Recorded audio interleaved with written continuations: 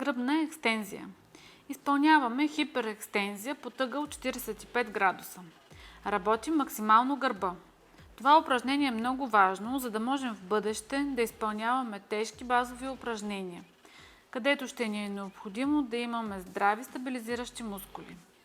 За да укрепим именно тези мускули, така наречените поясни мускули, трябва да направим екстензията по по-специален начин.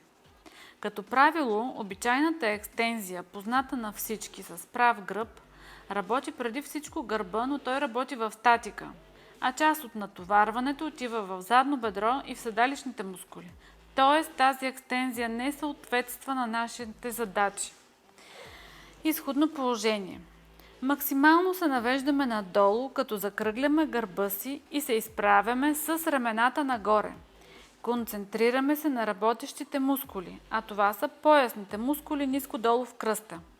Можете с ръка да проверите дали правилно изпълнявате упражнението. Сложете ръката на извивката на кръста. Във връхната точка тази извивка трябва да ясно да личи.